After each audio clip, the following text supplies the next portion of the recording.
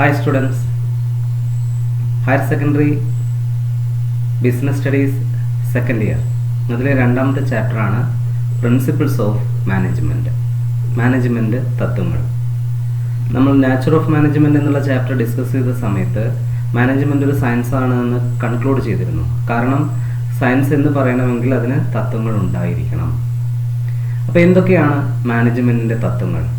ഈ തത്വങ്ങളെക്കുറിച്ച് പറയുന്നതിന് മുന്നേ ഈ തത്വങ്ങളുടെ ഫീച്ചേഴ്സും അതിൻ്റെ ഇമ്പോർട്ടൻസും ഒന്ന് പറഞ്ഞതിന് ശേഷം നമുക്ക് മാനേജ്മെൻറ്റിൻ്റെ തത്വങ്ങൾ അതാരൊക്കെയാണ് പറഞ്ഞിരിക്കുന്നത്, എന്തൊക്കെയാണ് ആ തത്വങ്ങൾ എന്നതിലേക്ക് നമുക്ക് പോകാം. അപ്പോൾ എന്താണ് ഒരു പ്രിൻസിപ്പിൾ എന്ന് പറഞ്ഞു കഴിഞ്ഞാൽ, ഒരു management principle it is a basic statement of fundamental truth which help for guidelines for managerial decision making. Managerial decision മേക്കിങ്ങിനെ സഹായിക്കുന്ന അടിസ്ഥാന സ്റ്റേറ്റ്മെൻറ്റുകളാണ് മാനേജ്മെൻറ്റ് പ്രിൻസിപ്പിൾ എന്ന് പറയുന്നത്. It is helpful to managers for taking decisions in their day to day affairs. ഒരു മാനേജർക്ക് അയാളുടെ ദൈനംദിന പ്രവർത്തനങ്ങളിൽ തീരുമാനങ്ങൾ എടുക്കാൻ സഹായിക്കുന്ന ഫണ്ടമെൻ്റൽ ഗൈഡ് ലൈൻസ് ആയിട്ട് നിലനിൽക്കുന്ന സ്റ്റേറ്റ്മെൻറ്റുകളെയാണ് നമ്മൾ പ്രിൻസിപ്പിൾ എന്ന് പറയുന്നത്, തത്വം എന്ന് പറയുന്നത്. These principles are developed through continuous observation, analysis and experimentation. മാനേജേഴ്സിൻ്റെ ദീർഘകാലത്തെ നിരീക്ഷണത്തിൽ നിന്നും അനലൈസിൽ നിന്നും എക്സ്പെരിമെൻറ്റേഷനിലൂടെയൊക്കെയാണ് ഈ മാനേജ്മെൻറ്റ് തത്വങ്ങൾ ഡെവലപ്പ് ചെയ്തിരിക്കുന്നത്. പക്ഷേ നമ്മൾ സയൻസിൽ പഠിച്ചിരിക്കുന്ന തത്വങ്ങളെപ്പോലെ ഇതൊരു കോൺക്രീറ്റ് റിസൾട്ടായി ആവില്ല ഉണ്ടാവുക. It is depending upon the situation or circumstances of different organisation. സയൻസിൻ്റെ തത്വങ്ങൾ നമുക്കറിയാം, യൂണിവേഴ്സൽ അപ്ലിക്കബിലിറ്റി ഉണ്ട് എന്ന് മാത്രമല്ല അതിൻ്റെ റിസൾട്ട് കോൺക്രീറ്റ് ആയിരിക്കും. മാനേജ്മെൻറ്റ് പ്രിൻസിപ്പിൾസിൻ്റെ റിസൾട്ട് കോൺക്രീറ്റ് ആയിക്കൊള്ളണമെന്നില്ല. It is vary from organisation to organisation. So it is not rigid. അപ്പോൾ എന്താണ് ഒരു തത്വം എന്ന് ഞാൻ പറഞ്ഞു. Principles are basic guidelines for thinking and action. നമ്മുടെ ചിന്തകളെയും പ്രവർത്തനങ്ങളെയും സപ്പോർട്ട് ചെയ്യുന്ന ഗൈഡ് ലൈൻ ആയിട്ട് നിലനിൽക്കുന്ന സ്റ്റേറ്റ്മെൻറ്റുകളെയാണ് പ്രിൻസിപ്പിൾ എന്ന് പറയുക. മാനേജ്മെൻറ്റ് പ്രിൻസിപ്പിൾസ് എന്ന് പറഞ്ഞു കഴിഞ്ഞാൽ മാനേജേഴ്സിന് അവരുടെ ദൈനംദിന പ്രവർത്തനങ്ങളിൽ തീരുമാനങ്ങൾ എടുക്കേണ്ടി വരുമ്പോൾ അതിനെ സഹായിക്കുന്ന അടിസ്ഥാനപരമായ സ്റ്റേറ്റ്മെൻറ്റുകളെയാണ് മാനേജ്മെൻറ്റ് പ്രിൻസിപ്പിൾസ് എന്ന് പറയുന്നത്. ഈ പ്രിൻസിപ്പിൾ ഡിറൈവ് ചെയ്തിരിക്കുന്നത് മാനേജേഴ്സിൻ്റെ തന്നെ കണ്ടിന്യൂസ് ആയിട്ടുള്ള പരീക്ഷണങ്ങളിലൂടെയും നിരീക്ഷണങ്ങളിലൂടെയും അനാലിസിസിലൂടെയൊക്കെയാണ് ഈ തത്വങ്ങൾ ഉരുത്തിരിഞ്ഞു വന്നിട്ടുള്ളത്. അപ്പോൾ ഇത്രയാണ് മാനേജ്മെൻറ്റ് പ്രിൻസിപ്പിൾസിനെ കുറിച്ച് പറയാനുള്ളത്. ഇനി ഈ മാനേജ്മെൻറ്റ് പ്രിൻസിപ്പിൾസിൻ്റെ സ്വഭാവം എങ്ങനെയുള്ളതാണ്? First nature says universal applicability. അത് കേൾക്കുമ്പോൾ തന്നെ നിങ്ങൾക്കറിയാം, universal applicability whole type of or all type of organization, whether it is business that is profit making or non-profit making or anywhere in the world, it having applicability. ലോകത്തിലെ ഏത് തരം business organisation ആയിക്കോട്ടെ, ഏത് തരം സ്ഥാപനമായിക്കോട്ടെ, അവിടെ ഒരു management നിലനിൽക്കുന്നുണ്ടെങ്കിൽ ആ മാനേജ്മെൻറ്റിനെല്ലാം apply ചെയ്യാൻ പറ്റുന്ന തരത്തിലുള്ള തത്വങ്ങളാണ് മാനേജ്മെൻറ്റിനുള്ളത്. Management principles have universal application in all type of organisation. അവിടെ കാണാൻ നിങ്ങൾക്ക് ഗെയിം ആയിക്കോട്ടെ, ഒരു മിലിറ്ററി ആയിക്കോട്ടെ, അല്ലെങ്കിൽ ഒരു ബിസിനസ് ഓർഗനൈസേഷൻ ആയിക്കോട്ടെ, ഏതിലും എന്ത് ചെയ്യാൻ കഴിയുന്നുണ്ട്? ഈ മാനേജ്മെൻറ്റ് പ്രിൻസിപ്പിൾസിന് അപ്ലിക്കബിലിറ്റി ഉണ്ട്. അപ്പോൾ ഒന്നാമത്തെ നാച്ചർ പറഞ്ഞു കഴിഞ്ഞു, യൂണിവേഴ്സൽ അപ്ലിക്കബിലിറ്റി. രണ്ടാമത്തെ ഫീച്ചർ എന്താണെന്ന് വെച്ചാൽ it is a general guidelines for thinking and action. ഒരു മാനേജർ ഒരു സാഹചര്യത്തിൽ ഒരു തീരുമാനം എടുക്കേണ്ടി വരുമ്പോൾ അയാളെ പൊതുവായി ഒന്ന് സഹായിക്കുന്ന ഒരു ഗൈഡ് ലൈൻ മാത്രമാണ് എന്തെന്ന് പറയുന്നത് ഈ മാനേജ്മെൻറ്റ് പ്രിൻസിപ്പിൾസ് എന്ന് പറയുന്നത്. It is an answer four all problem. എല്ലാ പ്രശ്നങ്ങൾക്കുമുള്ള കൃത്യമായ ഒരു ഉത്തരം എന്തിൽ നിന്ന് കിട്ടുന്നില്ല? പ്രിൻസിപ്പിൾ കൊടുക്കുന്നില്ല. ഒരു തീരുമാനം എടുക്കാനുള്ള ഒരു ജനറൽ ഗൈഡ് ലൈൻസ് മാത്രമാണ് എന്തെന്ന് പറയുന്നത് ഈ പ്രിൻസിപ്പിൾ എന്ന് പറയുന്നത്. It is only a guideline, not a solution for all problem. അപ്പോൾ ഗൈഡ് ലൈൻ ഫോർ ആക്ഷൻ ആണ്. Not provide solution to all managerial problem. എല്ലാ മാനേജേഴ്സിന്റെ എല്ലാ പ്രശ്നങ്ങൾക്കുള്ള ഒരു പരിഹാരമല്ല മാനേജ്മെന്റ് പ്രിൻസിപ്പിൾ എന്ന് പറയുന്നത്. ഈ ഡിസിഷൻ എടുക്കാൻ വേണ്ടി അയാളെ സഹായിക്കുന്ന ഗൈഡ് ലൈൻസ് മാത്രമാണ് ഇതെന്ന് പറയുന്നത് ഈ പ്രിൻസിപ്പിൾസ് ഓഫ് മാനേജ്മെന്റ് എന്ന് പറയുന്നത്. അപ്പോൾ രണ്ടാമത്തെ ഫീച്ചർ ജനറൽ ഗൈഡ് ലൈൻസ്. ഇനി മൂന്നാമത് formed by practice and experimentation. അത് ഞാൻ പറഞ്ഞു കഴിഞ്ഞു. These principles are derived by practice of managers and through their experimentation, formed by practice and experimentation of previous managers. മുൻ എക്സ്പീരിയൻസ്ഡ് ആയിട്ടുള്ള മാനേജേഴ്സിന്റെ അവരുടെ ആ എക്സ്പീരിയൻസിൽ നിന്ന് ഉരുത്തിരിഞ്ഞതാണ് എന്തെന്ന് പറയുന്നത് മാനേജ്മെന്റിന്റെ തത്വങ്ങൾ എന്ന് പറയുന്നത്. അടുത്ത ഫീച്ചർ പറയുന്നത് it is flexible. It is flexible. ഇവിടെയാണ് നമ്മൾ ശ്രദ്ധിക്കേണ്ടത്. സയൻസിന്റെ തത്വം it is not flexible, it is rigid. നമുക്ക് പിന്നെ അത് ഫിസിക്സ് ആയിക്കോട്ടെ കെമിസ്ട്രി ആയിക്കോട്ടെ അതിൻ്റെയൊക്കെ തത്വങ്ങൾ റിജിഡായിട്ടുള്ള എവിടെയും കോൺക്രീറ്റ് റിസൾട്ട് തരുന്നതെന്നാണെങ്കിൽ മാനേജ്മെന്റിന്റെ പ്രിൻസിപ്പിൾ അങ്ങനെയുള്ളതല്ല. It is flexible. It is the ability of a manager to use these principles according to their situation. They can change or they can modify these principles according to their own situation. ഓരോ മാനേജേഴ്സിന്റെയും സാഹചര്യങ്ങൾക്കനുസരിച്ച് അവർക്ക് എന്ത് ചെയ്യാം, ഈ തത്വങ്ങളിൽ modifications വരുത്തി അവർക്ക് അവരുടെ സാഹചര്യത്തിനനുസരിച്ച് ഉപയോഗിക്കാം എന്നുള്ളതാണ് ഈ ഫ്ലെക്സിബിൾ എന്നുള്ളത് കൊണ്ട് അർത്ഥമാക്കുന്നത്. Management principles never remain static. They are applied in given situation. ഓരോ സാഹചര്യങ്ങളിൽ ആ മാനേജേഴ്സിന് അനുയോജ്യമായ തരത്തിൽ മാറ്റങ്ങൾ വരുത്തിക്കൊണ്ട് അവർക്ക് എന്ത് ചെയ്യാം, ഈ തത്വങ്ങളെ അപ്ലൈ ചെയ്യാവുന്നതാണ്. ദെൻ നെക്സ്റ്റ് പറയുന്നു mainly behavioural management principles. Managements നിങ്ങൾക്കറിയാം, managing men that is related with social or human beings. Management principles are also derived for influencing human behavior. Management principles എല്ലാം തന്നെ ഹ്യൂമൻ ബിഹേവിയറിനെ ഇൻഫ്ലുവൻസ് ചെയ്യുന്ന തരത്തിലുള്ളതാണ്. Human behaviour is unpredictable and it is often situational. അതുകൊണ്ട് തന്നെ അത് സാഹചര്യത്തിനനുസരിച്ച് എന്ത് ചെയ്യാൻ കഴിയണം, മാനേജേഴ്സിന് അപ്ലൈ ചെയ്യാൻ കഴിയണം. Mainly behavioural. Then cos and effect relationship.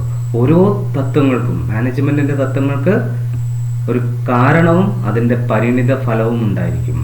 That is all principles are related with cause and effect relationship. നിങ്ങളിനി കുറച്ച് കഴിയുമ്പോൾ ഓരോ തത്വങ്ങൾ പറയുമ്പോൾ അതിൽ പ്രധാനപ്പെട്ട ഒന്നാണ് യൂണിറ്റി ഓഫ് കമാൻഡ് എന്നുള്ളൊരു തത്വം. യൂണിറ്റി ഓഫ് കമാൻഡ് എന്താണ് പറയുന്നത് വെച്ചാൽ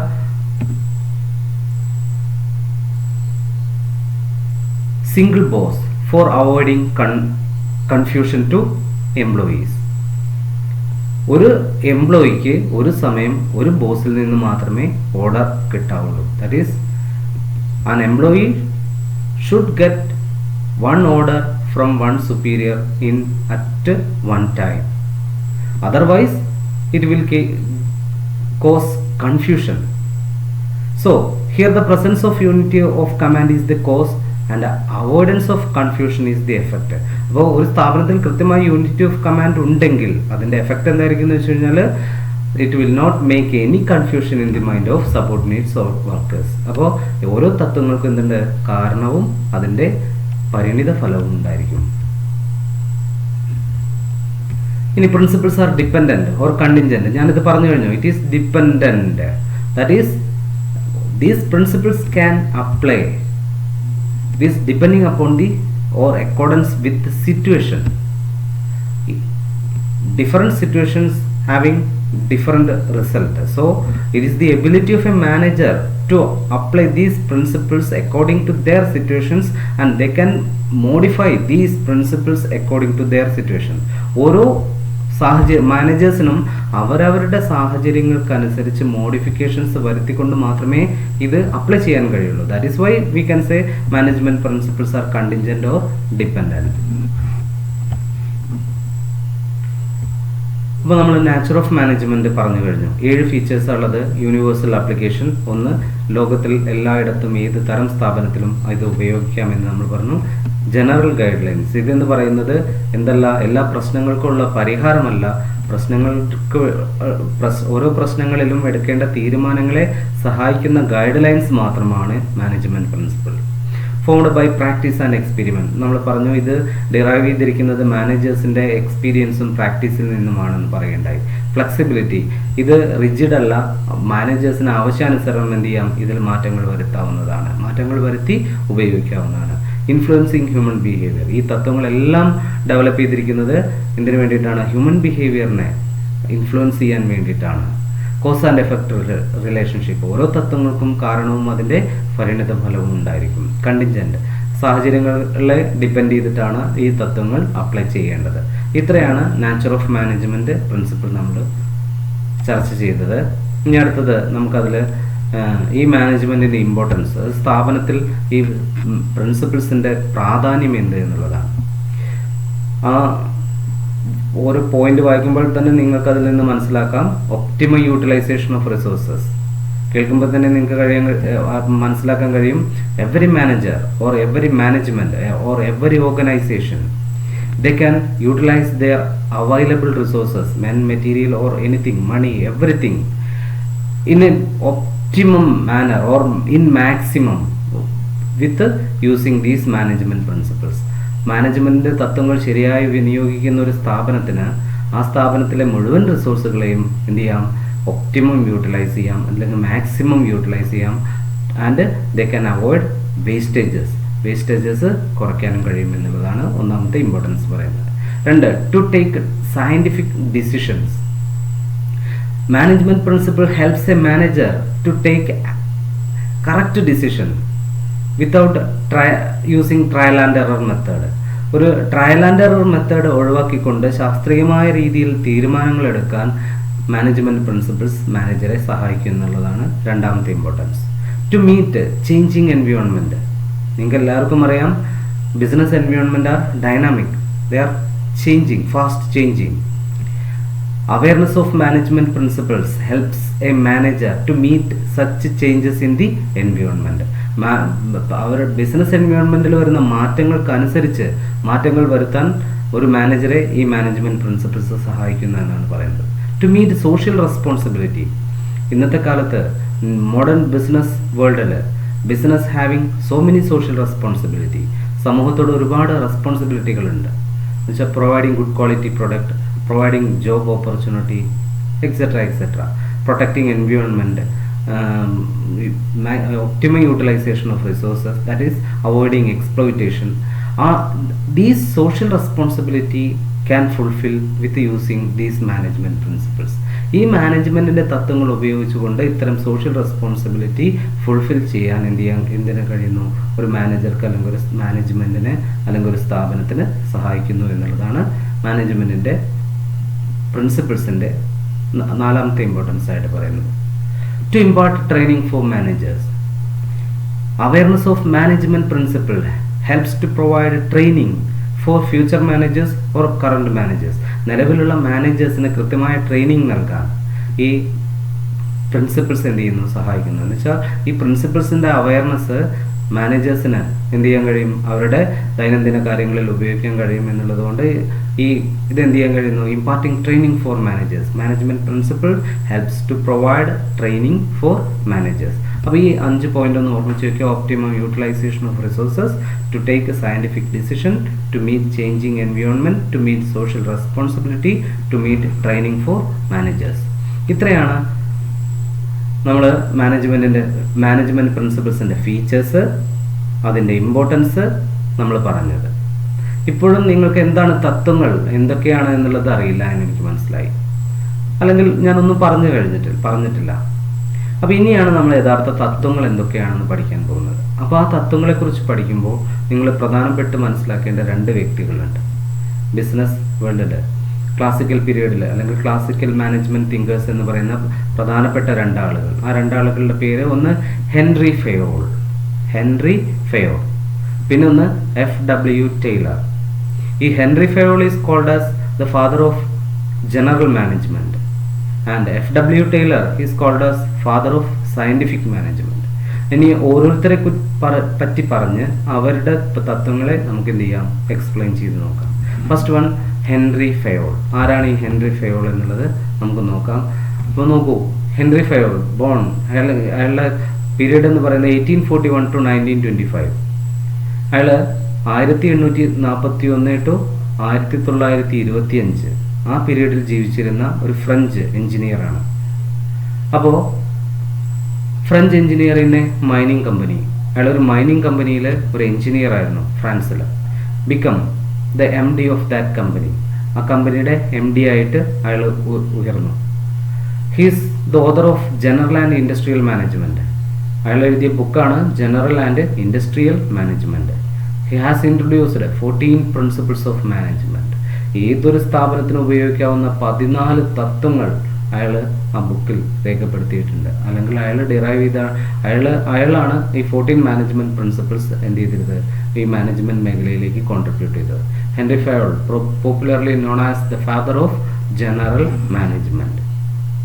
ഇനി അയാൾ തന്ന 14 തത്വങ്ങൾ, ഇത് കുട്ടികൾ എന്തായാലും എന്ത് ചെയ്തിരിക്കണം, കാണാതെ എന്ന് പറഞ്ഞ പോലെ പഠിച്ചു വെച്ചിരിക്കണം. അയാളുടെ തത്വങ്ങൾ ഞാനൊന്ന് ലിസ്റ്റ് ചെയ്ത് പറയാണ്.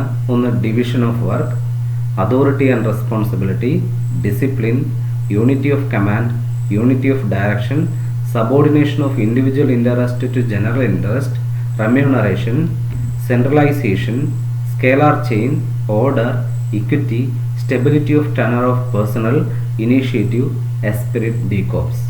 ഇനി നമുക്ക് ഈ ഓരോന്നായിട്ട് പറയുമ്പോൾ നിങ്ങൾക്കത് വളരെ എളുപ്പത്തിൽ മനസ്സിലാവും. കാരണം ഇത് നമ്മുടെ ദൈനംദിന ജീവിതത്തിൽ നമ്മുടെ നാട്ടിലുള്ള വ്യക്തികൾ തന്നെ സ്ഥിരമായിട്ട് ഉപയോഗിക്കുന്ന കാര്യം. ഒരു പക്ഷെ അവർക്ക് ഈ 14 പ്രിൻസിപ്പിൾസ് അറിഞ്ഞുകൊള്ളണം എന്നൊന്നുമില്ല. എന്ന പോലെ എന്നിരുന്നാലും അവരുടെ സ്വന്തം ജീവിതത്തിൽ അവർ തന്നെ ഉപയോഗിച്ചുകൊണ്ടിരിക്കുന്ന കുറേ തത്വങ്ങൾ തന്നെയാണിത്. നമുക്ക് ഓരോന്ന് എടുത്ത് നോക്കുമ്പോൾ നമുക്ക് മനസ്സിലാവും. First principle, division of work. Henry Fayol says that a complicated job or a big work should be divided into small parts and allocated to different individuals. It will help specialization to employee in that particular work. By continuous doing that job, he will be a specialist in that work. That is called division of work. That is, complex big work should be divided into small units and allotted to different workers, and continuously doing that worker should be getting specialization in that work. ഒരു സ്ഥാപനത്തിലെ ജോബുകളെ ചെറിയ ചെറിയ യൂണിറ്റുകളാക്കി ഓരോരുത്തർക്ക് allocate ചെയ്ത് കൊടുക്കുക. നിങ്ങൾക്ക് ആ ചിത്രത്തിൽ കാണുമ്പോൾ തന്നെ അറിയാം, ഒരു ഓഫീസിലെ ഡിഫറെൻറ്റ് ക്യാബിനുകളാണ്. ആ ഒരു ഓഫീസിലെ മുഴുവൻ വർക്കിനെ ഡിവൈഡ് ചെയ്ത് പല വ്യക്തികൾക്ക് എന്ത് ചെയ്തിരിക്കുന്നു, അസൈൻ ചെയ്ത് കൊടുത്തിരിക്കുന്നു. അങ്ങനെ ഓരോ വർക്കുകൾ ഓരോരുത്തർ സ്ഥിരമായിട്ട് ചെയ്യുമ്പോൾ അവരതിൽ ഫാസ്റ്റായിട്ട് ചെയ്യാൻ കഴിയുന്ന ഒരവസ്ഥയിലേക്ക് എത്തിക്കും. അതിനെയാണ് എന്തെന്ന് പറയുന്നത്, ഡിവിഷൻ ഓഫ് വർക്ക് എന്ന് പറയുന്നത്. അപ്പോൾ ഒന്നാമത്തെ പ്രിൻസിപ്പിൾ, ഡിവിഷൻ ഓഫ് വർക്ക്. ഏതൊരു സ്ഥാപനത്തിനും അവരുടെ കോംപ്ലിക്കേറ്റഡ് വർക്കുകളെ ചെറിയ പാർട്ടുകളാക്കി ഓരോരുത്തരെ കൊണ്ട് ചെയ്യിപ്പിക്കുകയാണെങ്കിൽ ബെറ്റർ റിസൾട്ട് കിട്ടുമെന്നുള്ളതാണ് ഡിവിഷൻ ഓഫ് വർക്ക് എന്നുള്ള തത്വം പറയുന്നത്. നിങ്ങൾക്ക് ആ ചിത്രത്തിൽ കാണാം, ഒരു കാർ മാനുഫാക്ചറിങ് പ്രോസസ്സ് ആണെങ്കിൽ drawing, welding, painting, inspection, test driving, അങ്ങനെ വർക്കുകളൊക്കെ ഡിവൈഡ് ചെയ്ത് കൊടുക്കുന്നു. Total work it's divided each person, ഓരോരുത്തർക്ക് ഡിവൈഡ് ചെയ്ത് കൊടുക്കുക. ബിക്കം എക്സ്പെർട്ട്, അവരതിൽ എന്താവുന്നു, എക്സ്പെർട്ട് ആവുന്നു. They do their work daily, ആ വർക്ക് അവർ ഡെയിലി ചെയ്യുമ്പോൾ അവരാരായി മാറുന്നു, they will become a specialist, അവരതിൽ സ്പെഷ്യലിസ്റ്റായിട്ട് മാറുന്നു. അതാണ് ഡിവിഷൻ ഓഫ് വർക്ക്. ഈ രണ്ടാമത്തെ തത്വം പറയുന്നത് അതോറിറ്റി ആൻഡ് റെസ്പോൺസിബിലിറ്റി. അപ്പോൾ നമുക്കറിയണം എന്താണ് അതോറിറ്റി എന്ന് പറഞ്ഞാൽ. Authority means right to give orders, ആജ്ഞകൾ നൽകാനുള്ള അധികാരത്തെയാണ് അതോറിറ്റി എന്ന് പറയാം. It is vested in managerial persons അല്ലെങ്കിൽ manager. Responsibility means obey the order. Responsibility എന്ന് പറയുന്നത് ഈ ഓർഡർ ഒബേ ചെയ്യാനുള്ളത്. This principle says that in every organization there should be a clear-cut definition of authority and responsibility. Who is authority and who is responsibility should be clearly defined. That is called authority and responsibility. And also Henry Fayol says that each person having authority and he should have sufficient responsibility also.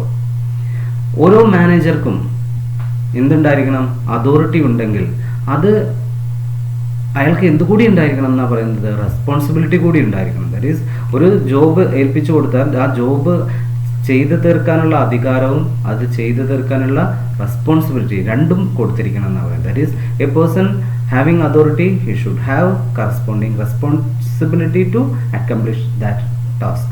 അപ്പോൾ ആർക്ക് order കൊടുക്കേണ്ടത് ആരാണ് അത് അനുസരിക്കേണ്ടത് എന്ന പോലെ തന്നെ ഒരാൾക്ക് authority ഉണ്ടെങ്കിൽ അത് ചെയ്തു തീർക്കാനുള്ള എന്തുകൂടി കൊടുത്തിരിക്കണം എന്നാണ് പറയുന്നത്? റെസ്പോൺസിബിലിറ്റി കൂടി ഉണ്ടായിരിക്കണം എന്നുള്ളതും കൂടി ഈ തത്വത്തിൽ ഹെൻറി ഫയോൾ എക്സ്പ്ലെയിൻ ചെയ്യുന്നുണ്ട്. Authority and responsibility. പിന്നെ അവിടെ പറയുന്നു authority without responsibility. Authority responsibility ഇല്ലാതെ അതോറിറ്റിയോ ആൻഡ് അതോറിറ്റി ഇല്ലാതെ റെസ്പോൺസിബിലിറ്റിയോ ഉണ്ടാവരുത് എന്നുകൂടി ഹെൻറി ഫയോൾ അവിടെ എടുത്ത് പറയുന്നുണ്ട്. അപ്പോൾ നിങ്ങൾ മനസ്സിലാക്കേണ്ടത് ഓരോ എംപ്ലോയിക്കും അല്ലെങ്കിൽ ഓരോ വ്യക്തിക്കും എന്തുണ്ടായിരിക്കണം? ഓരോ മാനേജർക്കും അതോറിറ്റി ഉണ്ടായിരിക്കണം, കറസ്പോണ്ടിങ് എന്തുകൂടി ഉണ്ടായിരിക്കണം? റെസ്പോൺസിബിലിറ്റി ഉണ്ടായിരിക്കണം. Authority means right to give orders, responsibility obey the order.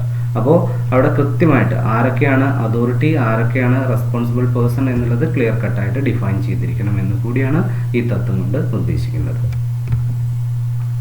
Then discipline. നിങ്ങൾക്ക് എല്ലാവർക്കും അറിയാം എന്താണ് ഡിസിപ്ലിൻ എന്നുള്ളത്. Obedience to rule and regulations. ഒരു സ്ഥാപനത്തിൽ നിലനിൽക്കുന്ന റൂൾസ് ആൻഡ് റെഗുലേഷൻസിനെ അത് അനുസരിക്കുക എന്നുള്ളതിനെയാണ് എന്തെന്ന് പറയുന്നത്? ഡിസിപ്ലിൻ എന്ന് പറയുന്നത്. അവിടെ കൃത്യമായിട്ട് പറയുന്നു every organisation should have clear cut discipline. That is obedience of rules and regulation. Not only workers but also managerial person should also disciplined. Then a disciplined organization can get better result. ഒരു disciplined ഓർഗനൈസേഷന് മാത്രമേ എന്ത് കിട്ടുള്ളൂ എന്നാണ് പറയുന്നത്? ഒരു better result കിട്ടുള്ളൂ എന്നാണ് ഹെൻറി ഫയോൾ പറയുന്നത്. മൂന്നാമത്തെ പ്രിൻസിപ്പിൾ ഡിസിപ്ലിൻ. നാലാമത്തെ പ്രിൻസിപ്പിൾ നമ്മൾ പറഞ്ഞു കഴിഞ്ഞു, unity of command. One man one boss. That is unity of command says that a worker should get one order from one superior at one time. ഒരു സമയത്ത് ഒരു വർക്കർക്ക് ഒരു സുപ്പീരിയറിൽ നിന്ന് മാത്രമേ എന്ത് കിട്ടാവുള്ളൂ?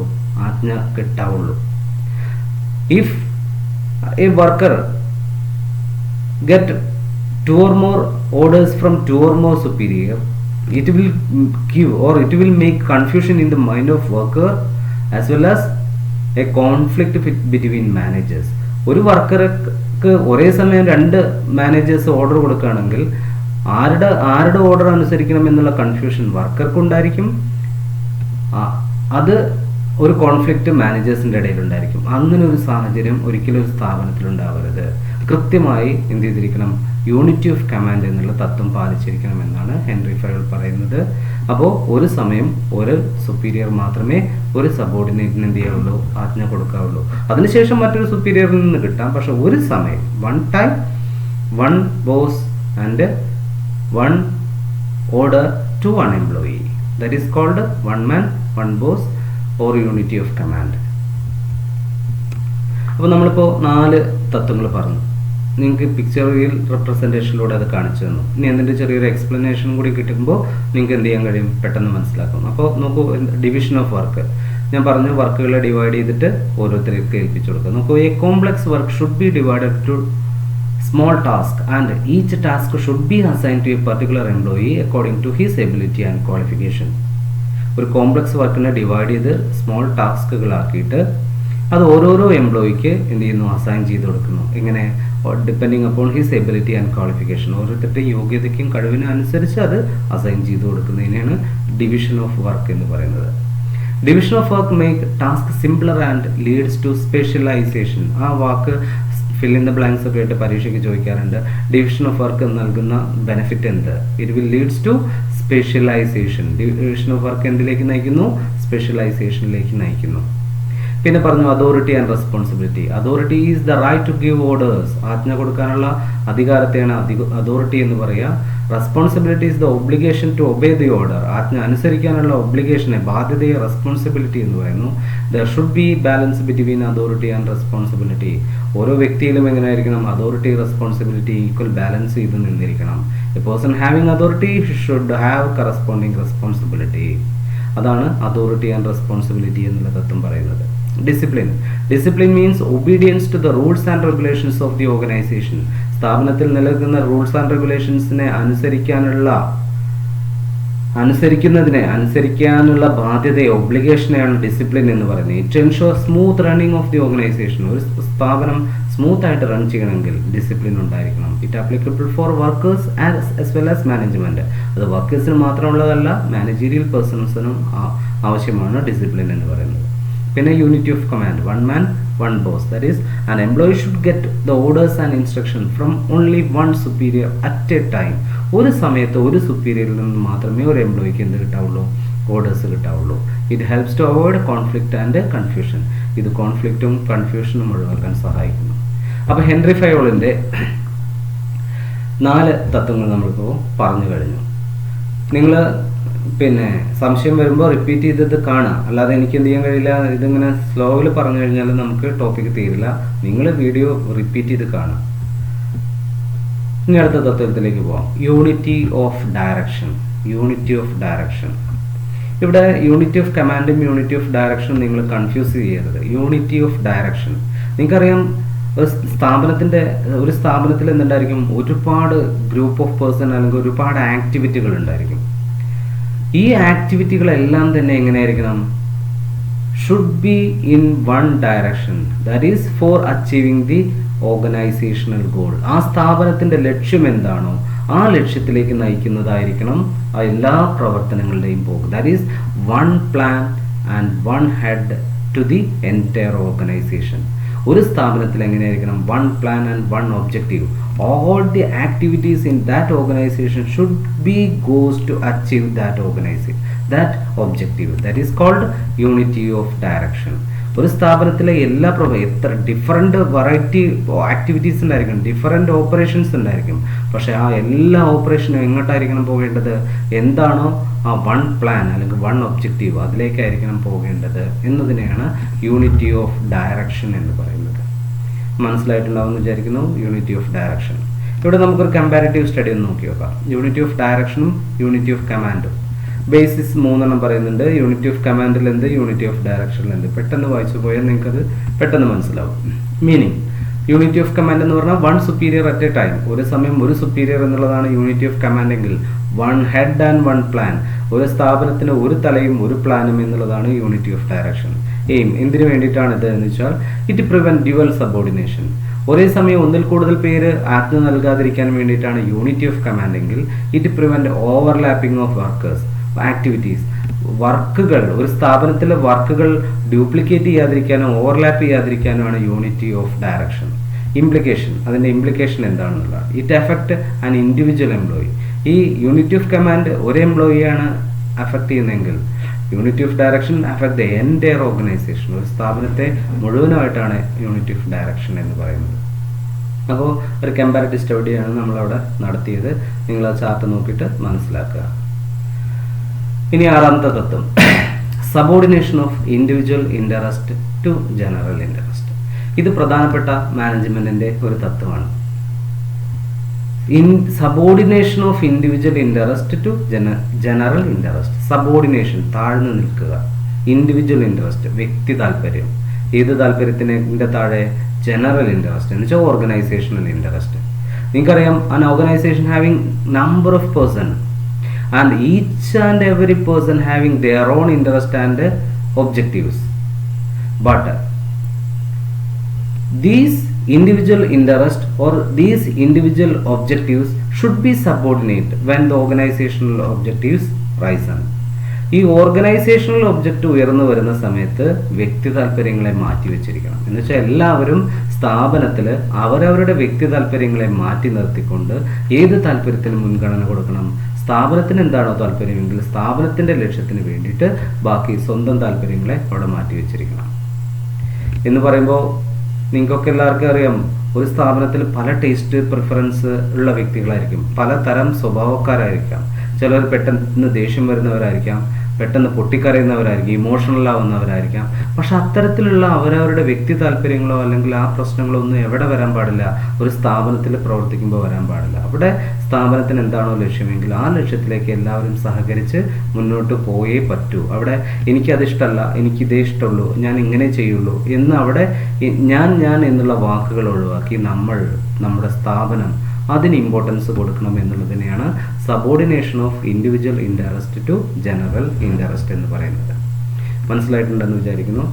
അടുത്ത principle, remuneration of employees. Henri Fayol പറയുന്നത് എന്താണെന്ന് വെച്ചാൽ, every organisation should provide fair remuneration to employees. Fair remuneration means remuneration should be satisfiable to the employee and also it should be affordable to the management.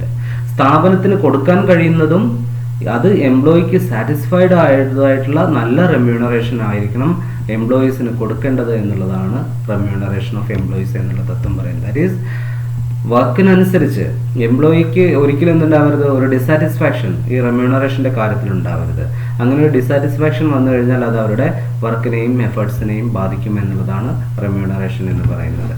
അപ്പോൾ remuneration മനസ്സിലായല്ലോ. അതായത് എംപ്ലോയിക്ക് satisfied ആവുന്ന, അവർക്ക് കൂടുതൽ better result അല്ലെങ്കിൽ better effort provide ചെയ്യാൻ കഴിയുന്ന, motivation നൽകുന്ന ഒരു റെമ്യൂണറേഷൻ ആയിരിക്കണം മാനേജ്മെന്റ് പ്രൊവൈഡ് ചെയ്യേണ്ടത്. അതേസമയം അതെങ്ങനെയായിരിക്കണം, മാനേജ്മെന്റിന് നൽകാൻ കഴിയുന്നതുമായിരിക്കണം എന്നുള്ളതാണ് റെമ്യൂണറേഷൻ ഓഫ് എംപ്ലോയീസ് എന്നുള്ളതിൽ പറയുന്നത്. ഇനി അതിന്റെ എക്സ്പ്ലനേഷൻ ഒന്ന് എടുത്ത് നോക്കൂ. Unity of direction, one head one plan. It means that one head and one plan for A group of activity having the same objective. ഒരേ ലക്ഷ്യത്തിലേക്കുള്ള ഗ്രൂപ്പ് ആക്ടിവിറ്റിയിൽ ഒരു പ്ലാൻ ആയിരിക്കണം ഉണ്ടായിരിക്കേണ്ടത്, ഒരു ഹെഡ് ആയിരിക്കണം ഉണ്ടായിരിക്കേണ്ടത്. അതിനെയാണ് യൂണിറ്റി ഓഫ് ഡയറക്ഷൻ എന്ന് പറയുക. All members effort should be directed towards a common goal. ആ കോമൺ ഗോൾ എന്താണോ അതിലേക്കായിരിക്കണം എല്ലാവരുടെ എഫേർട്സും നയിച്ചു പോകേണ്ടത് എന്നാണ് പറയുന്നത്. അടുത്ത subordination of individual interest general interest. Fayol says that the organisation, business organisation is superior to individual. വ്യക്തികളിലേക്കാൾ മുകളിലായിരിക്കണം സ്ഥാപനം. The interest of business organization must prevail over personal interest of the individual. വ്യക്തികളുടെ താല്പര്യങ്ങൾക്ക് മുകളിലായിരിക്കണം സ്ഥാപനത്തിന്റെ താല്പര്യത്തിന് പ്രാധാന്യം നൽകേണ്ടത് എന്നതാണ് subordination of individual interest to general interest എന്നുള്ള തത്വം പറയുന്നത്. റെമ്യൂണറേഷൻ ഓഫ് എംപ്ലോയീസ് പറഞ്ഞു കഴിഞ്ഞതാണ്. Remuneration should be fair and reasonable. അത് എംപ്ലോയിക്ക് ഫെയർ ആയിരിക്കണം, റീസണബിൾ ആയിരിക്കണം. It should act as a source of satisfaction and means of motivation. അത് ഒരു സാറ്റിസ്ഫാക്ഷൻ പ്രൊവൈഡ് ചെയ്യാൻ കഴിയുന്നതായിരിക്കണം, എംപ്ലോയിക്ക് മോട്ടിവേഷൻ നൽകുന്നതുമായിരിക്കണം. It should be within the paying capacity of the company. അതോടെ പറഞ്ഞു അതെങ്ങനെയുള്ള കൂടിയുള്ളതായിരിക്കണം, കമ്പനിക്ക് നൽകാൻ കഴിയുന്നതും കൂടി ആയിരിക്കണം.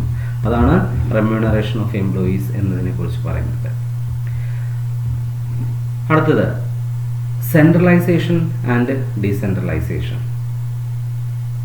സെൻട്രലൈസേഷൻ, ഡീസെൻട്രലൈസേഷൻ, ആ രണ്ട് വാക്കിനെ കുറിച്ച് ഞാനൊന്ന് ആദ്യം എക്സ്പ്ലെയിൻ ചെയ്യാം.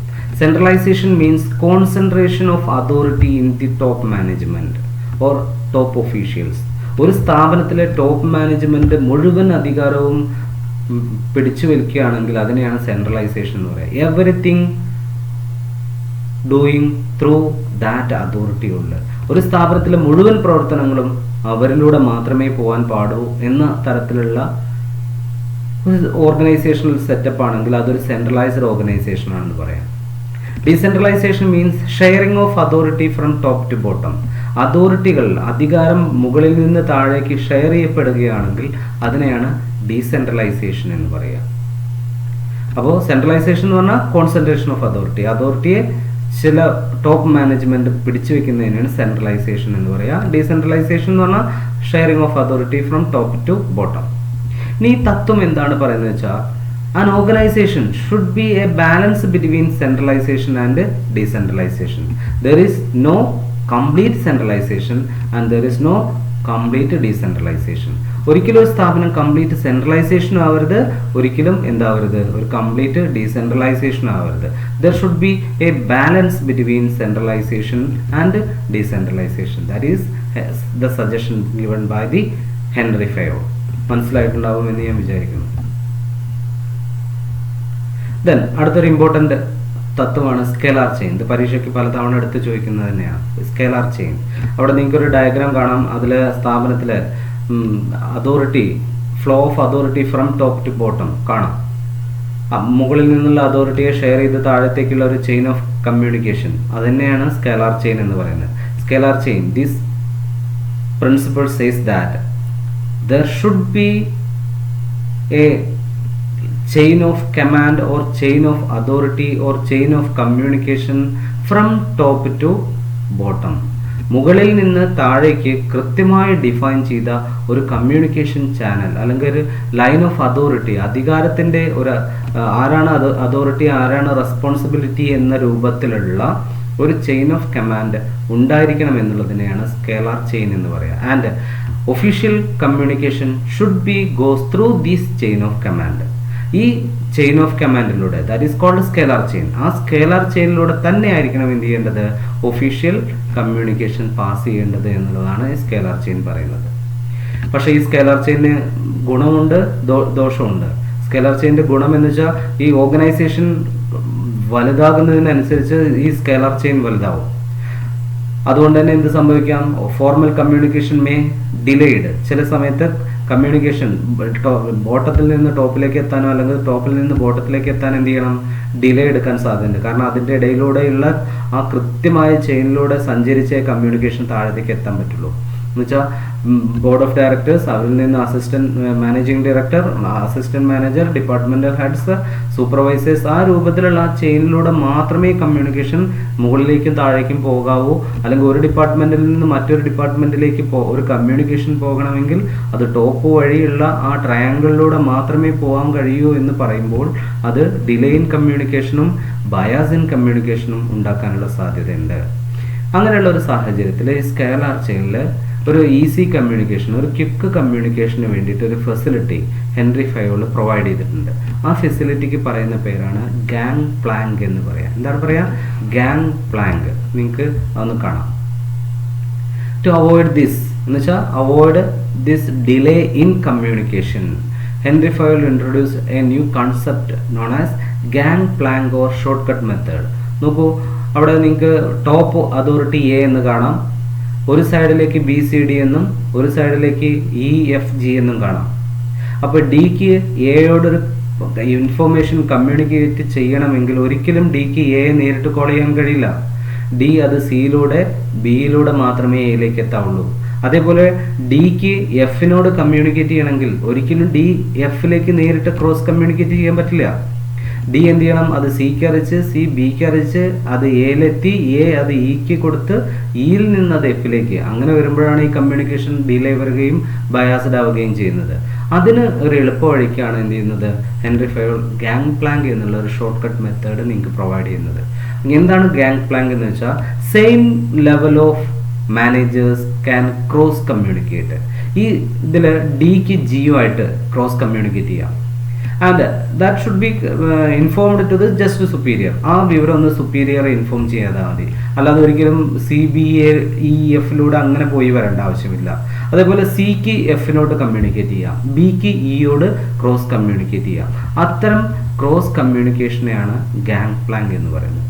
That is through which two person at same level can communicate with each other without delaying communication. കമ്മ്യൂണിക്കേഷന് ഡിലേ വരുത്താതെ ഒരേ റാങ്കിലുള്ള, ഒരേ ഡിപ്പാർട്ട്മെൻറ്റിലുള്ള, ഒരേ ലെവൽ ഓഫ് ഡിപ്പാർട്ട്മെൻറ്റിലുള്ള മാനേജേഴ്സിന് പരസ്പരം കമ്മ്യൂണിക്കേറ്റ് ചെയ്യാവുന്ന ആ ഷോർട്ട് കട്ടിനെയാണ് എന്തെന്ന് പറയുന്നത്, ഗാങ് പ്ലാങ്ക്. അത് പരീക്ഷയ്ക്ക് എടുത്ത് ചോദിക്കുന്നതാണ്.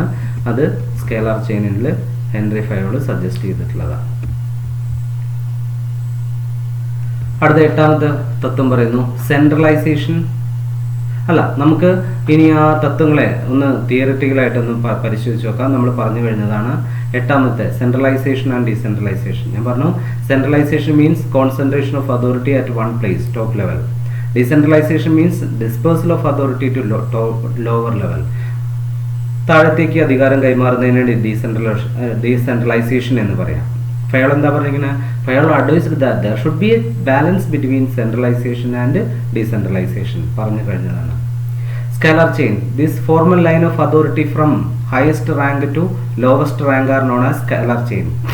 Highest റാങ്കിൽ നിന്ന് ലോവസ്റ്റ് റാങ്കിലേക്കുള്ള അതോറിറ്റിയുടെ ഒരു ഫ്ലോ, ഒരു ലൈനെയാണ് സ്കേലാർ ചെയിൻ എന്ന് പറയുക.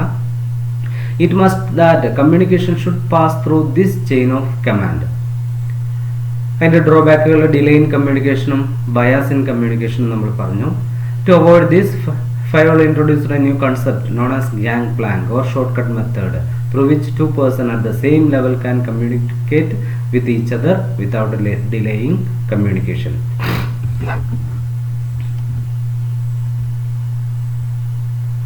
ശരി, ഇനി അടുത്ത 10ാമത്തെ principle, order.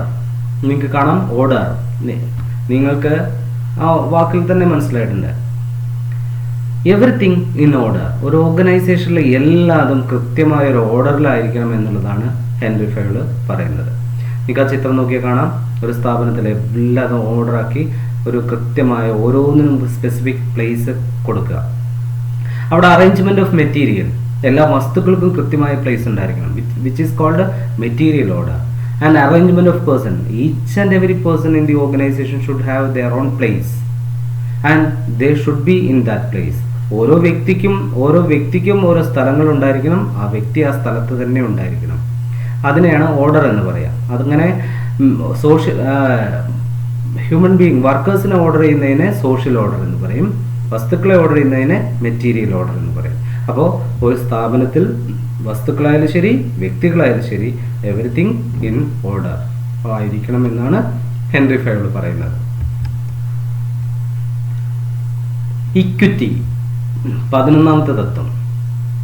Equity means equal treatment. That is managers should not having partial or partiality among employees. എംപ്ലോയീസിന്റെ ഇടയിൽ എന്തുണ്ടാക്കരുത്, ഒരു പാർഷ്യാലിറ്റി, അല്ലെങ്കിൽ എംപ്ലോയീസിനോട് ഒരു പാർഷ്യാലിറ്റി ആർക്കും ഉണ്ടാവരുത്, മാനേജ്മെന്റിന് ഉണ്ടാവരുത്. ദേ should be treated in equal or equity. അവരെ ഈക്വൽ ആയിട്ട് ട്രീറ്റ് ചെയ്യണം. That is employees in same level should be treated equally without discriminating on the basis of gender or religion or caste, creed, etc. ഒരിക്കലും ഒരേ ലെവലിലുള്ള എംപ്ലോയീസിനെ അവർ സ്ത്രീയാണെന്നോ പുരുഷനാണെന്നോ അല്ലെങ്കിൽ ഏതെങ്കിലും ജാതിയുടെയോ മതത്തിൻ്റെയോ മറ്റെന്തെങ്കിലും അടിസ്ഥാനത്തിലോ എന്ത് ചെയ്യരുത്, പാർഷ്യാലിറ്റി കാണിക്കരുത്, ഏറ്റക്കുറച്ചിലുകൾ കാണിക്കരുത്, ഈക്വലായിട്ട് ട്രീറ്റ് ചെയ്യണം എന്നതിനെയാണ് ഇക്വിറ്റി എന്ന് പറയുന്നത്. മാനേജേഴ്സ് പ്രത്യേകം ശ്രദ്ധിക്കേണ്ടതാണ്. ഒരേ റേഞ്ചിലുള്ള ഒരേ ലെവൽ ഓഫ് എംപ്ലോയീസിന് ഈക്വൽ ട്രീറ്റ്മെന്റ് കൊടുക്കുക. That is called equity. നിങ്ങൾക്ക് ആ പിക്ചർ കാണുമ്പോൾ തന്നെ മനസ്സിലാവാം എന്താണ് ഇക്വിറ്റി. ഒരു തരം ഡിസ്ക്രിമിനേഷനും ഇല്ലാതെ, അത് സാലറിയിലായാലും ശരി, അവരുടെ വർക്ക് ലോഡിലായാലും ശരി, അവരോടുള്ള പെരുമാറ്റത്തിലായാലും ശരി, അങ്ങനെ ആയിരിക്കണം, ഈക്വൽ ട്രീറ്റ്മെന്റ് ആയിരിക്കണം, which is called equity. Stability of personnel means employees. Stability എന്ന് പറഞ്ഞാൽ സ്ഥിരത. ഈ എന്താണ് അതുകൊണ്ട് ഉദ്ദേശിക്കുന്നത് വെച്ചാൽ, no employee should not shifted frequently from their position to another position. That is, after appointing an employee in a post or in a position, they should not be shifted from that post to another post. They must give a time to settle in that post. Only after giving proper time in a post, they can shift it to another or transferred from one place to another. അതായത് frequent ആയിട്ട് എംപ്ലോയീസിനെ എന്ത് ചെയ്തിരിക്കരുത്, അവരുടെ ജോലിയിൽ നിന്ന് മാറ്റിക്കൊണ്ടേയിരിക്കരുത്. അങ്ങനെ മാറ്റിക്കഴിഞ്ഞാൽ അവർക്ക് ആ സാഹചര്യങ്ങളായിട്ട് പൊരുത്തപ്പെടാനോ നല്ല രീതിയിൽ പെർഫോം ചെയ്യാനോ കഴിയില്ല. അതിനെയാണ് സ്റ്റെബിലിറ്റി ഓഫ് പേഴ്സണൽ എന്ന് പറയുന്നത്. Should keep minimum fixed term. ഒരു ഫിക്സഡ് ടേം അവരെ ഒരു പോസ്റ്റിൽ ഫിക്സ് ചെയ്തിരിക്കണം. Should not shifted frequently. തുടർച്ചയായിട്ട് അവരെ ഷിഫ്റ്റ് ചെയ്യരുത്. Avoid labour. അങ്ങനെ വരുമ്പോൾ എന്ത് വരും, അവർ സ്ഥാപനത്തിൽ വരാതെയാവും, അല്ലെങ്കിൽ ആബ്സെന്റീസം കൂടുതലാവും, വിച്ച് ഈസ് കോൾഡ്, അല്ലെങ്കിൽ ഒരാൾ പോയി വീണ്ടും വരും, അങ്ങനെയുള്ള ഒരു അവസ്ഥ വരും. അതിനെയാണ് ലേബർ ടേൺ ഓവർ എന്ന് പറയുക. അപ്പോൾ സ്റ്റെബിലിറ്റി ഓഫ് പേഴ്സണൽ, അപ്പോയിന്റ് ചെയ്ത എംപ്ലോയിയെ ഒരു ഫിക്സഡ് ടൈം അവിടെ വെച്ചിരിക്കണം, ഫ്രീക്വന്റ് ആയിട്ട് ഷിഫ്റ്റ് ചെയ്യരുത് എന്നുള്ള തത്വത്തിനെയാണ് സ്റ്റെബിലിറ്റി ഓഫ് പേഴ്സണൽ എന്ന് പറയുന്നത്. ഇനീഷ്യേറ്റീവ് ഇത് ശ്രദ്ധിക്കേണ്ട ഒരു കാര്യം. എന്താണ് ഇനീഷ്യേറ്റീവ് എന്ന് പറഞ്ഞാൽ, നമുക്ക് എല്ലാവർക്കും അറിയാം, ഒരു ഗ്രൂപ്പ് ഓഫ് പീപ്പിൾ ഒരു കാര്യം ചെയ്യുന്നുണ്ടെങ്കിൽ അതിൽ ചിലർ എങ്ങനെയായിരിക്കും, ഇനീഷ്യേറ്റീവ്, എന്തെങ്കിലും ഡൂയിങ് സംതിങ് ഡിഫറെൻറ്റ്, വ്യത്യസ്തമായി ചെയ്യാനോ തിങ്കിങ് സംതിങ് ഡിഫറെൻറ്റ്, വ്യത്യസ്തമായി ചിന്തിക്കാനോ കഴിവുള്ള വ്യക്തികളായിരിക്കും. They contribute something new to their work, അത് അവരുടെ വർക്കിൽ അവർ കോൺട്രിബ്യൂട്ട് ചെയ്യുകയും ചെയ്യും. In that situation which is called initiative. അങ്ങനെ ഒരു എംപ്ലോയി അയാളുടെ വർക്കിലോ അല്ലെങ്കിൽ ചിന്തകളിലോ അല്ലെങ്കിൽ എന്തെങ്കിലും സജഷനിലോ എന്തെങ്കിലും സെൽഫ് മോട്ടിവേഷനോട് കൂടി തരികയാണെങ്കിൽ, പറയുകയാണെങ്കിൽ, മാനേജ്മെന്റ് ഒരിക്കലും എന്ത് ചെയ്യരുത്, അതിനെ നിരാകരിക്കരുത്. മാനേജേഴ്സ് എന്ത് ചെയ്യണം, ഇറ്റ് ഷുഡ് ബി, അത് എങ്ങനെയായിരിക്കണം, അത് പ്രോത്സാഹിപ്പിക്കുന്ന ഒരു സമീപനമായിരിക്കണം മാനേജ്മെന്റിന് ഉണ്ടായിരിക്കേണ്ടത്. അവരൊരിക്കലും എന്ത് ചെയ്യരുത്, അടിച്ചമർത്തി അവരുടെ ഇനീഷ്യേറ്റീവിനെ നഷ്ടപ്പെടുത്തരുത്. അപ്പോൾ ഈ തത്വം പറയുന്നത് എംപ്ലോയീസിന്റെ ഇനീഷ്യേറ്റീവ്, അവരുടെ ആ സെൽഫ് മോട്ടിവേഷനിലൂടെ ഉണ്ടാവുന്ന അല്ലെങ്കിൽ വ്യത്യസ്തമായിട്ടുള്ള ചിന്തകളെയും വ്യത്യസ്തമായ കാഴ്ചപ്പാടിനെയൊക്കെ പ്രൊമോട്ട് ചെയ്യുന്ന തരത്തിലായിരിക്കണം മാനേജ്മെന്റ് ഉണ്ടായിരിക്കേണ്ടത് എന്നുള്ളതിനെയാണ് ഇനീഷ്യേറ്റീവ് എന്ന് പറയുന്നത്. That is initiative, self motivation, creativity of an individual must be utilised. അങ്ങനെയുള്ള വ്യക്തികളുടെ ക്രിയേറ്റിവിറ്റിയെ മാനേജ്മെന്റ് എന്ത് ചെയ്യണം, യൂട്ടിലൈസ് ചെയ്യണം. Employees suggestion system encourage initiative, അതായത് എന്തെങ്കിലും തരത്തിലുള്ള പുതിയ സജഷൻ, ഇപ്പോൾ മാനേജർ ഒരു ജോലി ഇങ്ങനെ ചെയ്യാമെന്ന് സജസ്റ്റ് ചെയ്യുമ്പോൾ അങ്ങനെയല്ല സാറേ ഇത് ഈ രൂപത്തിൽ ചെയ്യുന്നതല്ലേ നല്ലത് എന്ന് ഒരു എംപ്ലോയി പറയുകയാണെങ്കിൽ ആ എംപ്ലോയിയെ ഷട്ടപ്പ് എന്ന് പറഞ്ഞ് ഇരുത്താതെ ആ പറഞ്ഞതിൽ എന്തെങ്കിലും പുതുമയുണ്ടോ എന്ന് മനസ്സിലാക്കി ഉണ്ടെങ്കിൽ അത് ആക്സെപ്റ്റ് ചെയ്യാനുള്ള ഒരു മെന്റാലിറ്റി മാനേജ്മെന്റ് എടുക്കണം എന്നുള്ളതാണ് ഇനീഷ്യേറ്റീവ് എന്നുള്ളത് കൊണ്ട് അർത്ഥമാക്കുന്നത്. Then last 14th principle, esprit de corps, union is strength എന്നാണ് ആ വാക്കിന്റെ അർത്ഥം. esprit de corps എന്ന് പറഞ്ഞാൽ യൂണിയൻ ഈസ് സ്ട്രെങ്ത്, ഐക്യമത്യം മഹാബലം. അപ്പോൾ പിന്നെ അതിന്റെ കൂടുതൽ എക്സ്പ്ലനേഷൻ്റെ ആവശ്യം ഉണ്ടാവില്ല എന്നാണ് ഞാൻ മനസ്സിലാക്കുന്നത്. ഒരു സ്ഥാപനത്തിലുള്ള മുഴുവൻ എംപ്ലോയീസും എങ്ങനെയുള്ളതായിരിക്കണം, ഹാർമണി ബിറ്റ്വീൻ ദം, അവർക്കൊരു ഒരു ഒരു ഒത്തൊരുമ അവരുടെ പ്രവർത്തനത്തിൽ ഉണ്ടായിരിക്കണം. എങ്കിലേ ആ സ്ഥാപനത്തിന് നല്ല വിജയം നേടാൻ കഴിയുമെന്നാണ് എസ്പിരിറ്റ് ഡി കോപ്സ് എന്നുള്ള തത്വം പറയുന്നത്. That is this leads to general to that union is strength, ഐക്യമത്യം മഹാബലം. This will give rise to spirit of mutual trust and understanding among team members. ആ ടീമിലെ മൊത്തം മെമ്പേഴ്സിൻ്റെ ഇടയിൽ ഒരു ടീം സ്പിരിറ്റ് ഉണ്ടാക്കിയെടുക്കുക. അങ്ങനെ എല്ലാവരും ഒത്തൊരുമയോടുകൂടി പ്രവർത്തിക്കുകയാണെങ്കിൽ which will helps to achieve the objective of organisation very easily. ഒരു സ്ഥാപനത്തിൻ്റെ ഒബ്ജക്റ്റീവ്, ലക്ഷ്യം എളുപ്പത്തിൽ നേടിയെടുക്കാൻ ഈ തത്വം സഹായിക്കും എന്നാണ് പറയുന്നത്. അപ്പോൾ ഇത്രയാണ് എന്തെന്ന് പറയുന്നത് മാനേജ്മെന്റിന്റെ തത്വങ്ങൾ. അതിൽ ഓർഡർ പറഞ്ഞു, order means a place for everything and every one in it place. Two type of order പറഞ്ഞു. Arrangement of men is called social order and arrangement of material is called material order. പിന്നെ പറഞ്ഞത് equity means justice and kindness, no discrimination against anyone on the basis of gender, religion, caste, etc. Equal pay for equal work and avoid partiality. Stability of personal parno, employees should not be shifted from their position frequently. This helps them to work with self confidence. It will reduce employee turnover. Initiative means taking the first step with self motivation. The creativity in an individual which must be utilized for the development of organization. ഒരു സ്ഥാപനത്തിന്റെ ഡെവലപ്മെന്റിന് എന്ത് ചെയ്യണം, ഈ എംപ്ലോയീസിന്റെ ഒക്കെ creativity എന്ത് ചെയ്യണം, ഉപയോഗപ്പെടുത്തണം എന്നുള്ളതാണ് initiative എന്ന് പറയുന്നത്. പിന്നെ ലാസ്റ്റ് പറഞ്ഞത് esprit de corps, union is strength. എല്ലാ എംപ്ലോയീസും എങ്ങനെയുള്ളവരായിരിക്കണം, അവരുടെ ഇടയിൽ ഒരു ടീം സ്പിരിറ്റ്, ഹാർമണി ഉണ്ടാക്കിയെടുക്കേണ്ടത് മാനേജ്മെന്റ് ആണ്. ഇത്രയാണ് പിന്നെ ഹെൻറി ഫയലുടെ 14 മാനേജ്മെന്റ് പ്രിൻസിപ്പിൾ. ഈ 14 തത്വങ്ങളും കുട്ടികൾ കാണാതെ പഠിച്ചിരിക്കണം. അങ്ങനെ ആ 14 തത്വം, division of labour to esprit de corps, നിങ്ങൾക്ക് അതൊന്ന് എളുപ്പത്തിൽ പഠിക്കണമെങ്കിൽ വേണമെങ്കിൽ ഈ ഒരു ടെക്നിക്ക് യൂസ് ചെയ്യാം. ആ 14 തത്വങ്ങളെ ഒരു വാക്കിൽ ഡാഡ് USSR, ആൻസർ OIC, ഇതൊന്ന് ഓർമ്മയിൽ വെച്ചാൽ ആ ഡാഡിലെ D division of work, A authority and responsibility, D discipline, അതൊന്ന് ഓർമ്മിച്ച് വയ്ക്കുക.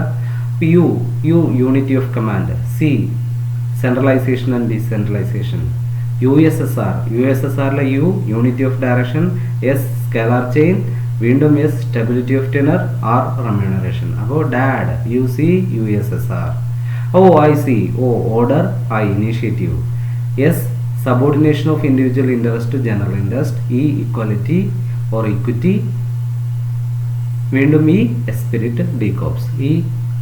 ഈ ഒരു എന്താ പറയുക എളുപ്പ വഴി നിങ്ങൾക്ക് ഇതൊന്ന് എന്ത് ചെയ്യാം, ഓർമ്മിച്ച് വയ്ക്കാൻ ഉപയോഗപ്പെടുത്താമെന്നാണ് എനിക്ക് പറയാനുള്ളത്. ഇതോടുകൂടി ഹെൻറി ഫയോൾ എന്ന് പറയുന്ന ഫാദർ ഓഫ് ജനറൽ മാനേജ്മെൻറ്റ്, ആ ഫ്രഞ്ച് എഞ്ചിനീയർ, അയാൾ ഡെവലപ്പ് ചെയ്ത 14 മാനേജ്മെൻറ്റ് തത്വങ്ങളും അതിൻ്റെ ഫീച്ചേഴ്സും അതിൻ്റെ ഇമ്പോർട്ടൻസും നമ്മൾ ഈ വീഡിയോയിൽ ഡിസ്കസ് ചെയ്യേണ്ടായി. നിങ്ങൾക്ക് എല്ലാവർക്കും മനസ്സിലായി എന്ന് തോന്നുന്നു. മനസ്സിലാവാത്ത ഏരിയ എത്തുമ്പോൾ വീണ്ടും റിപ്പീറ്റ് ചെയ്ത് കാണാം. Okay, thank you.